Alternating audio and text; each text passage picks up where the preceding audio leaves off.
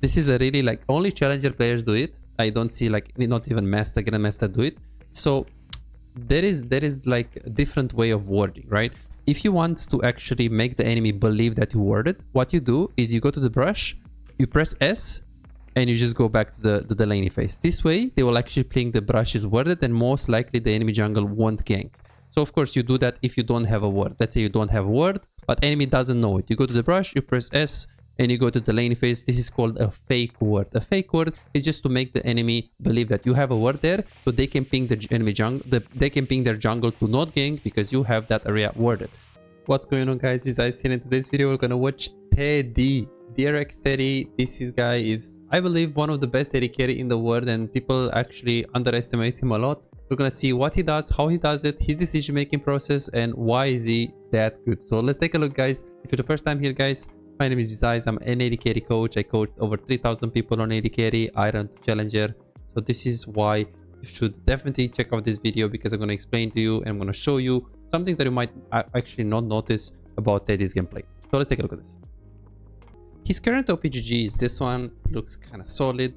He is Challenger 1000 LP, and he's been pretty consistently like high elo. He's working a lot. I see he's like really good. He's trying to expand his champion pool as well.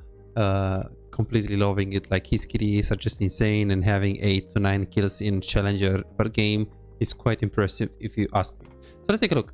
So we're gonna watch his Ashe. So the first thing that he does when he plays Ashe, as we can see, he gets brush priority. Obviously Ashe Prom is super strong, but Ashe is actually, I believe, one of the best, if not the best champion at level 1. Maybe Kalista is actually a little bit better.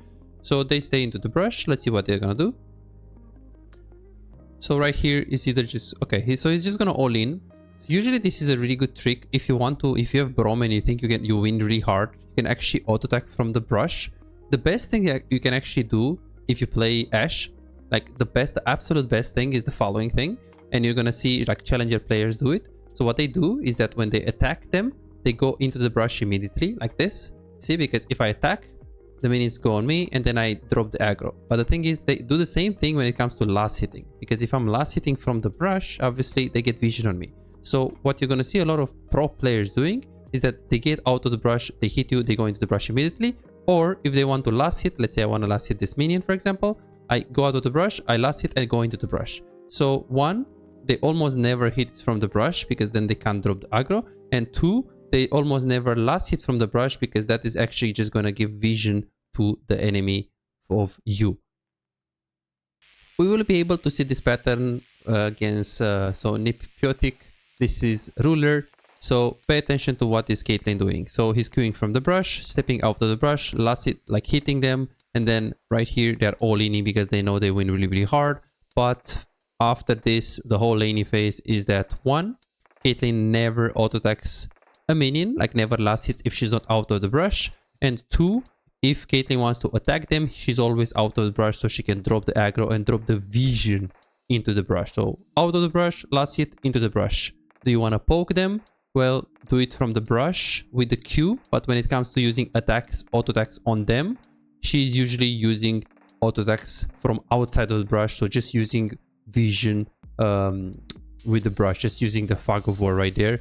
So rule of thumb, don't last it from the brush and don't attack the enemy from the brush. Use the brush as a source of pressure, because if you last it from the brush or if you hit someone from the brush, they immediately get vision, as we can see basically right here.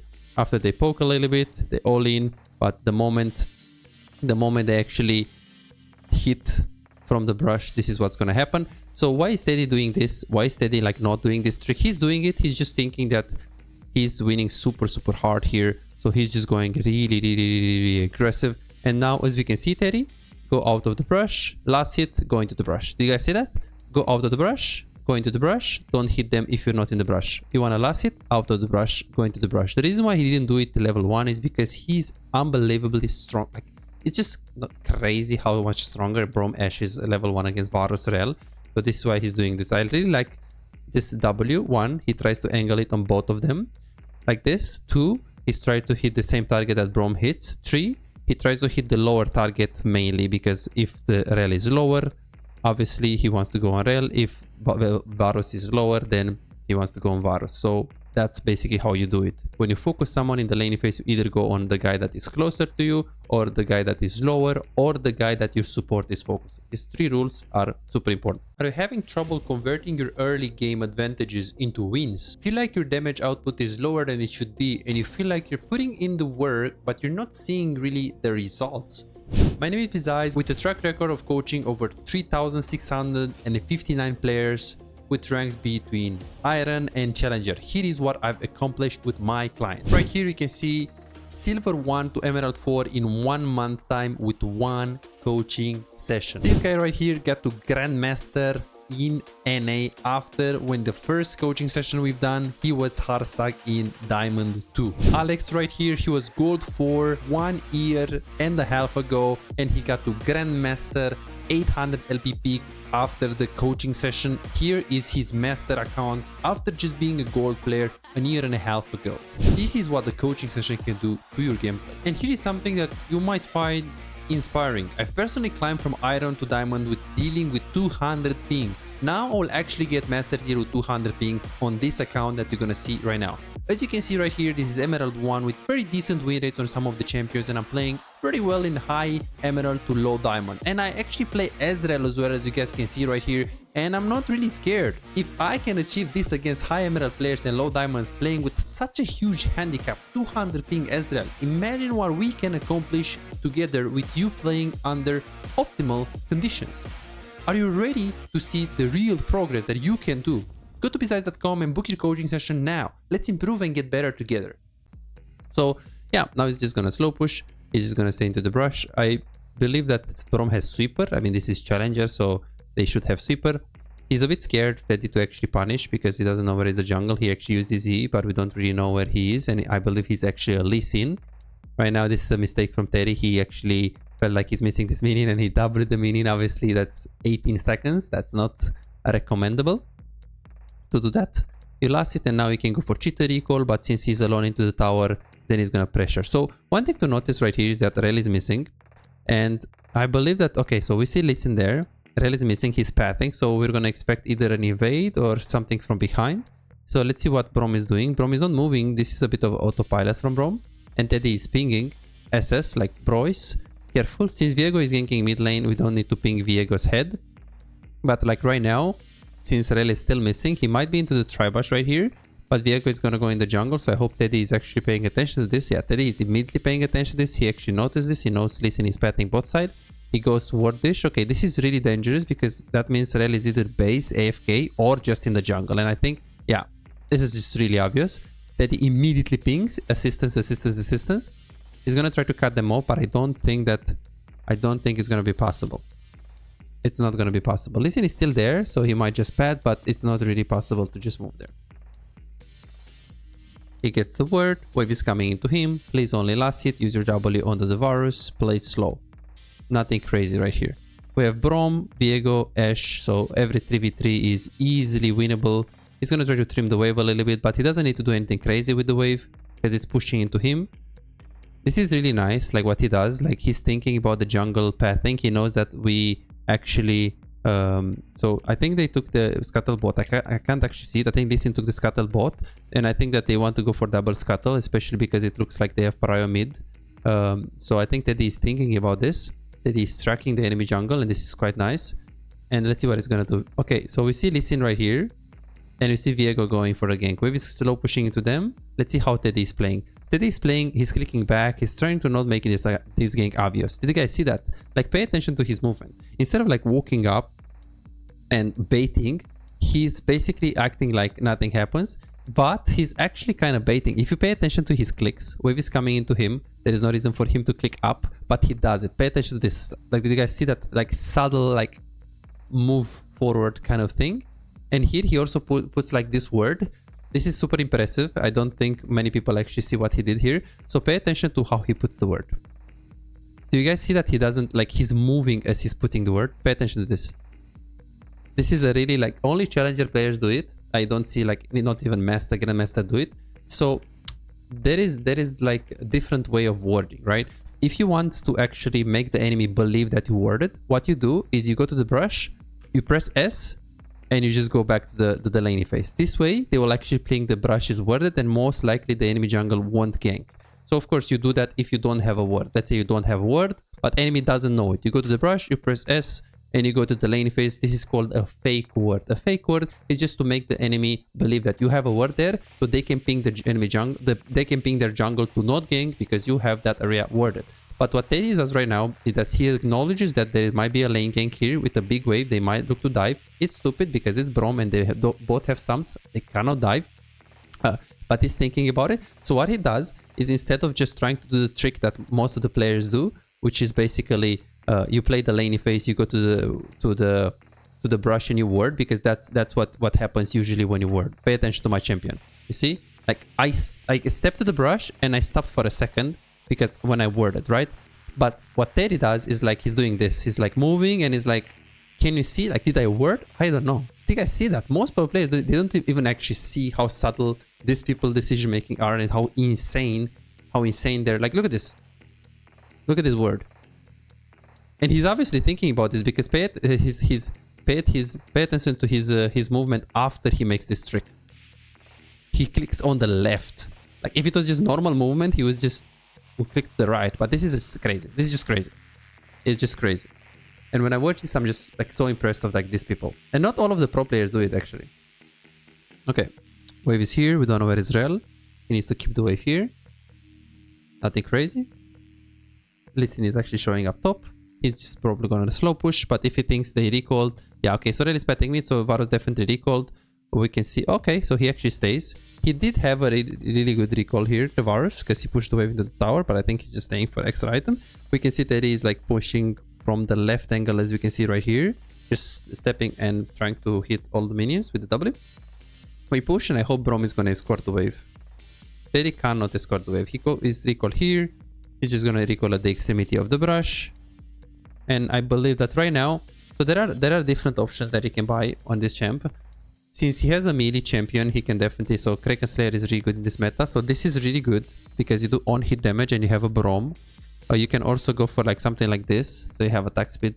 But I mean, with Braum is like really attack speed is the best. So I believe that this is like really good. This is also really good. And if you play a poke lane and you play for your W, then usually you just want to get like more AD, like something like this, so you can just poke with W. But since it's a Braum against a Rel, it's more about auto attacks. It's more about, so he's gonna go for berserkers. I see a lot of pro players. If you guys do your research, you're gonna see a lot of pro players also going recurve bow first. Some players they go Retrix first. It depends on the matchup. So it depends on how aggressive you wanna be. So the most aggressive, if you have a Braum, is this usually, which is like 90% aggressivity, 10% defensiveness. 10% defensiveness because you still have the movement speed. But if they have like a skill shot that you want to dodge, you go this. This is like 50% aggressivity, 50% defensiveness because you have both attack speed and both movement speed. So you can, like, if you want to play aggressive, you can. If you want to play defensive, you can. So this is what Teddy is thinking right now. Teddy is thinking that there is Varus and Rel. Movement is really important, but attack speed is also important since he has a Braum. I believe that if you would be 2-0 and they don't have a big skill shot, like let's say they have Soraka and they have like maybe not Varus, but something that is not like, maybe if this Varus plays like on hit Varus, but it's lethality Varus, so he needs to dodge the thing, so that's why he gets boots here. But I believe that it's actually better to get damage. Just as a rule of thumb, there will be people like, as we can see here, Retrix, this guy Tomo, 100 Thieves player, I think, yeah. So Retrix, and he's probably just thinking that, okay, we can't see his game, but he's playing his brand, so he's most likely thinking that he's just gonna play for poke. This guy, again, the boots. We see the dagger here. We see another boots first, another boots first. Retrix here, I believe that he's gonna play a poke lane. We see against Varus. Okay, this one interesting. I mean, maybe Hans was autopilot right here. Here he gets Retrix. Very interesting. Very interesting. Retrix again right here against Corki. So yeah, this just depends. If you need, like, if you play around poke, you just max your W, you just play for that. You just play for Retrix. If you want to, you know, you need to dodge a skill shot, but you can also win the lane, like in this guy, in Teddy's lane phase, you can just go boots. Boots are like very good defensive, offensive kind of strat, because, you know, they give you both attack speed and movement speed, so it's like really good. Obviously, you can also get like something like this if you like win the laney phase and you play for attacks like here. this is like really good as well. He probably goes static shift there. So yeah, it just depends like what you need in the laning phase, and there are like multiple options that you can really go. Yeah, pay attention to this. The Kurbo priority here, 5 minutes in the game. So yeah, we will see. Good. Retrix into Rikurbo. Boom. You see, and he's playing against Ezreal. So he's thinking with Lulu, he's thinking, I'm gonna play for my W. I need the movement speed and I need the attack damage because I play for my W. Easy peasy. Okay, they go to the lane. How is the wave? Wave is slow pushing into them. Rel is mid lane. What is he gonna do? Well, just push. Just push, push, push, push. Okay, then he goes on the river. I don't think he's gonna waste his pink ward because he has this aggressive pink ward. There's no reason for him to waste another word. Rel is on his bull buff. I believe. Oh, that's a really good fog of war Q. And now he's just gonna play for the push. Is he gonna flash? That's a mind game. Did you guys see that? So the thing is, he knows that Varus doesn't have a ward in the brush, right? So instead of making it obvious and walking up on him, which will make him a bit like, hey, why is this Ashe walking up on me? Does she have Brom behind? He's clicking back, okay? Even though Brom is almost in the tri-bush. Pay attention to his movement. Do you guys see how he's clicking? He's doing this intention. This is like a big mind game. What does it mean? That means he's basically forcing Varus to think, hey, he's clicking back, which means Brom is on top for the Voidlings or on mid.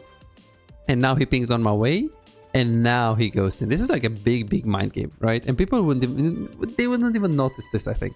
I don't think. They wouldn't notice. So this is like, because a lot of AD carries, they just make the gank obvious, you know. It's not the best. Okay. He should push, but Rel is coming back, so you can dive. Listen is top. You play really aggressive here. I mean, there is no reason for Varus to walk up right here. Wave is coming into him. He just tried to last it. I think Rel is super close, and Teddy just tries to punish immediately. Going for cleanse, of course, because it's against Ashe. And then what is he gonna do? Ooh, another prediction. Okay, let me show you guys something that I didn't see. So he ults, and now he knows that Varus has everything but cleanse. So right now, Braum is obviously gonna Q, right? And he has W, right? But what he does, he doesn't just W. Because here, other people will be like, wait, he doesn't need flash. But he knows that Varus is a human because we're playing in Challenger. So he's thinking that he has flash. So what Teddy does, he's doubling flash buffer it, thinking that Varus is gonna flash, predict his flash. Did you guys see that? Like, crazy. Because he's thinking, okay, this guy has summoner spells, he's human, he's gonna flash. Okay, awesome. Then he recalls. Where is he gonna recall? Well, since Rel is in the laning phase, he's gonna recall either third brush or tower. But since this is Challenger, of course, you move your camera, like when you recall. That's what Challenger players do. You go to recall, you move your camera to the enemy to see if they're actually humans and they're like walking up to stop you.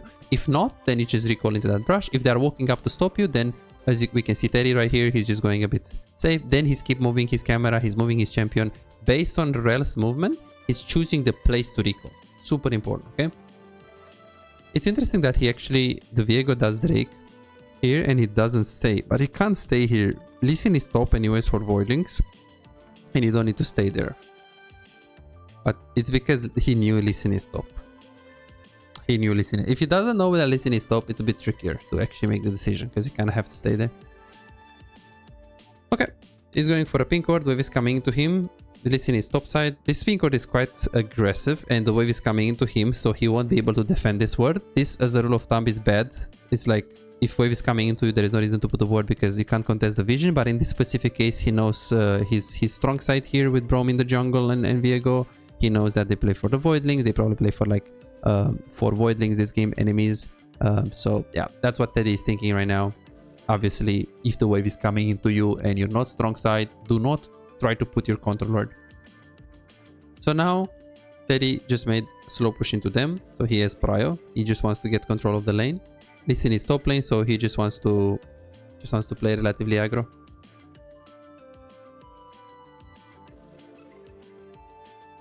He's gonna play pretty respectful right now. I like this. I mean, yeah, he has to. And this is another mind game from the Rel, I think, because he knows Viego is top right now. So both Varus and Rel, they are trying to walk up to be like, hey, I know you're weak side right now with Ashe, you have to back off. You can't just step here into the brush and get experience. But we can see that he was actually fake pressuring, meaning that he tried to test the water with Teddy. And if Teddy didn't have this word, and if Teddy didn't know that Listen is actually... So Listen is on bot right now, and Teddy knows this. So he knows that Rel is trying to test the water and step here to force Teddy to just back off. So what he does is like auto-attacking him. And Teddy is like, okay, if he Ws out, that means Listen is not here. If he clicks up again, then I'm gonna back off. Then that means it's not a mind game anymore. It's again complicated in Challenger because if you're playing in your Emerald games, you won't like... I don't believe that you can like use the tricks that he's using, right? So this is why I do recommend you to check out coaching session, guys, because I do coach people. So there are people that climbed 2 sessions from Emerald 4 to Diamond 4. This guy, he actually Grandmaster, he was gold like 2 years ago. So crazy. And we have here people that got in a month from silver to emerald. So this is like real progress. And in the coaching session, you can really see what can help you in your rank, emerald or your gold, or you're gonna get specific tips that will work for you in your rank. These tips, I'm analyzing challenger players, but it is a bit unrealistic to think that you can apply a lot of the things. So this is the proof that yes, you might know a lot and you might have a lot of knowledge, but it might not know what is truly holding you back. This girl, she got from gold to diamond 4 with the coaching session. So if you truly want to get better, you need some specific feedback for your rank, not some challenger replays that, you know, are very good and very interesting to watch, and they definitely help. If you truly want to get better, check out the coaching session that is personalized for your rank, and you definitely will improve it a lot, and you'll find out what you're really doing wrong. So check out besides.com, go to besides.com, guys, book your coaching session if you want to get better in league. Let's go. Next, 2W. It's gonna play safe. Yeah, this is a kind of end. Okay, so they know Listen is not here. Brom is like kind of feel. So let's pay attention to this. So 1, Brom is queuing. Pay attention to this. So he's doubling. He missed the Q, which is bad because you do not use the Q when you play against Rel and against Nautilus. And I played like Master, Grandmaster, Challenger support, so I know this. So you don't use Q aggressively against Rel or Nautilus. You always use it like basically when he goes on you like this, you just Q, or when he doubles in the air, or when Nautilus throws the hook, you Q in the air. That's how you play this jump. And now Teddy is like, what the fuck is he doing? Because like we don't have Q on Brom, but it's like, why is he flashing? Because he just used his Q with Rel. And now Varus is walking up, so he's just ulting. This looks like int, right? But he knows his limits. What do I mean by that? Well, Rel has no Q, and here Varus is walking up, and we have like the follow up with the Brom ulti. I mean, this is a little bit, again, this is a bit too crazy ulti. It is like he's testing his limits, and if Brom is absolutely on the same page, it's like really good. Okay, he gets flashed on. And I find it really interesting that he's actually focusing Varus here. This is really good. Like now, he has no cleanse. Brom is here. He does one auto attack on the Rel, and then he's just focusing Varus. And then he's just trying to get as many auto attacks as possible. He's end up dying. He needs to tell the people to push, but they will probably know. Oh, I think they don't win that. And now he's gonna go like axe into the bow on hit. Okay.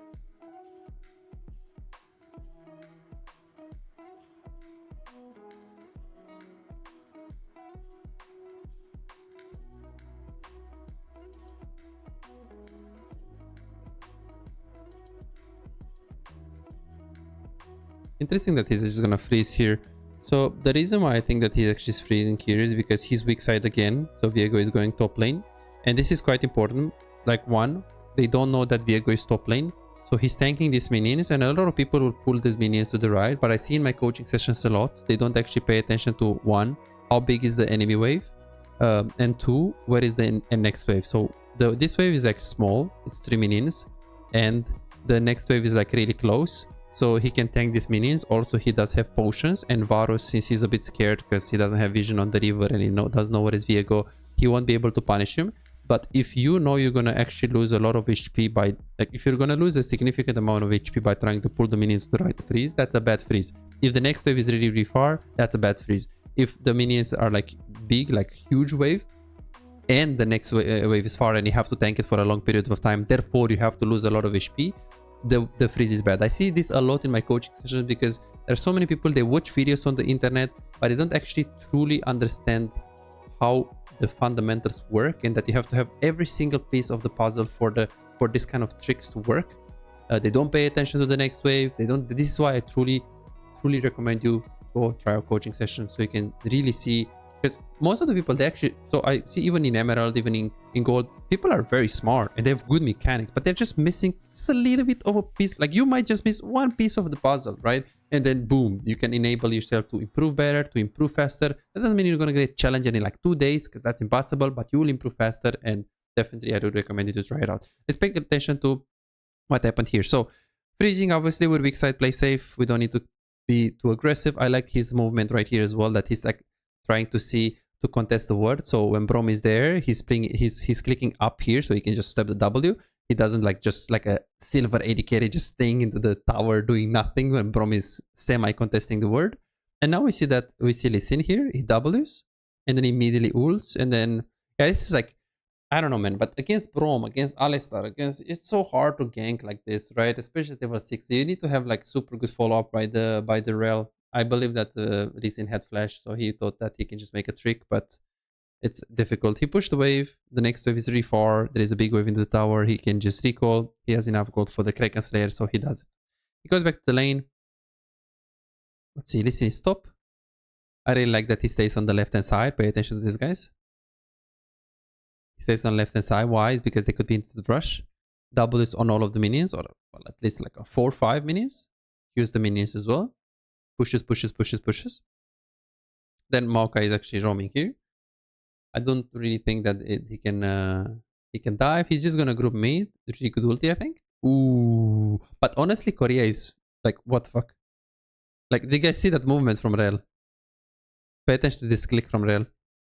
Like, that's crazy reaction timing, honestly.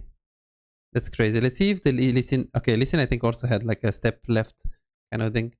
And now he groups mid and Syndra goes bot. What do you do if Syndra doesn't go bot?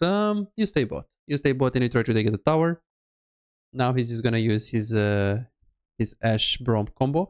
Yeah, if your Syndra doesn't go bot, then you just stay bot to try to take. Ooh, really? He thought he can kill him? Ah, okay. So W flash auto. I see. Yeah, it was really close. Let's see how much HP he had left. 28. Yeah, it was really close because the W and also auto attack. Crazy. Yeah, so I believe that. So if Syndra doesn't go bot, you stay bot to take the tower bot. And in general, in low elo, like below diamond, I think, I usually group mid after I get the tower bot, because that's when I'm strong. This kind of grouping early kind of deal, it's kind of bad because you have to have a support, you have to have a jungle that plays around you, and in low elo, doesn't happen usually. So I like to get bot tower first before grouping mid. If the enemy takes bot tower first, then I can group mid a little bit faster, but I'm gonna always try, even if they take the tower, I'm gonna try to get the tower bot lane, unless I'm gonna risk like dying. Like, let's say they have a Nocturne. Of course, now Terry is grouping mid because he needs to be in the team fight, but he's paying attention to the bot, to the wave bot, and he immediately goes to bot. This is really good because he's adapting. Okay, Syndra is being top, no one is defending. I'm going to defend myself. He tried to just punish a little bit of the way. Interesting that he actually went for the Ruby Crystal here. I'm wondering, is he gonna go for Trinity? I think he is. I believe that he is. Just crazy. So why is he going for Trinity? I believe that he's just thinking that there is Rel Maokai and Lee Sin. So if he's just surviving the initial burst, he has so much damage. He has Syndra mid, his Viego and Brom with Ashe, Viego, Brom. So they have damage by default, right? So I think that's basically what he's thinking. And that's it basically for the game, guys. Thanks so much for watching. Hope you guys enjoyed. These videos are first on the Patreon, of course. If you guys don't know it, check out the Patreon for special videos and content like tier list on Patreon. Hope you guys enjoy it. Let me know if you guys like this kind of videos, and let me know if you guys learned something. And yeah, hope to see you in the next video. Bye bye.